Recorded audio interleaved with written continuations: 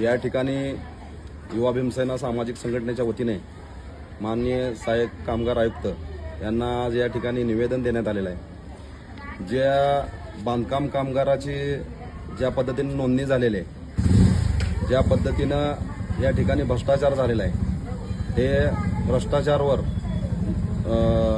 लक्ष देऊन कारवाई करण्याबाबत या ठिकाणी आम्ही निवेदन दिलेलं आहे। आज दुबईसारख्या ठिकाणी काही लोक आहेत आणि त्या ठिकाणी बांधकाम कामगार म्हणून त्यांची नोंद आहे। मोठमोठे बिझनेसमॅन आहेत, त्यांची सुद्धा या ठिकाणी कामगार म्हणून नोंद आहे। म्हणजे मला असा प्रश्न पडतोय की बांधकाम कामगार योजना ही नेमकी ज्यानं हातात थापी घेतंय, एक खऱ्या अर्थाने असं घाम गाळून काम करतंय, ज्यानं खोऱ्या घेऊन माल कालवतोय, तो खरा कामगार आहे। परंतु या ठिकाणी या कार्यालयात कुठल्याही पद्धतीची चौकशी झाली नाही। फक्त आलं, काय घेतलं, त्याला दिलं बांधकाम काम। आमच्या निदर्शनात आमच्या संघटनेकडे अशा बऱ्याच तक्रार आहेत की या ठिकाणी एजंटगिरीच्या माध्यमातून ज्या पद्धतीनं लोकांकडनं 1500 रुपये घ्यायचं, तुझं एजंट, तुझं बांधकाम कामगार म्हणून नोंद करायची, तुला काहीतरी योजना तयार म्हणजे मिळवून द्यायचं, काय नेमका काय प्रकार चालू आहे? तुम्ही शासनाची फसवणूक करताय का त्या गोरगरीब लोकांना लूटमार करताय? म्हणजे शासन स्तरावर सर्व बांधकाम कामगाराला योजना मिळावी, सर्वसामान्य लोकांना योजना मिळावी म्हणून शासन स्तरावर शासन सरकार योजना निर्माण करते, परंतु असे भ्रष्ट राहिल्यावर या ठिकाणी ती योजना चालणार का बंद पडणार, हा लय मोठा प्रश्न आहे।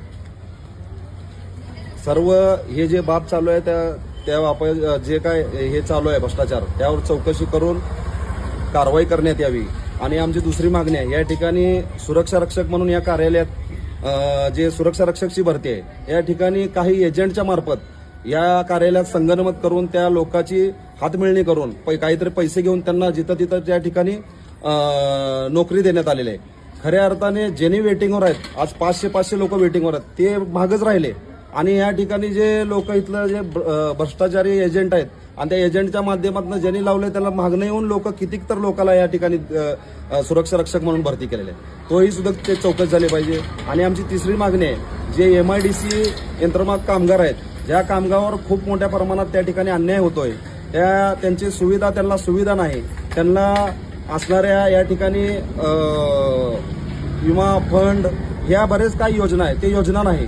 मग आमच्या या ठिकाणी संघटनेच्या माध्यमातून जे MIDCतील बांधकाम कामगार आहेत, यंत्रमाग कामगार, त्यांना योजना मिळावी, त्यांचा विमा फंड आणि एक मशीन एक कामगार असं या ठिकाणी नियोजन करण्यात यावं। आणि त्या ठिकाणी आपले जे कामगार आहेत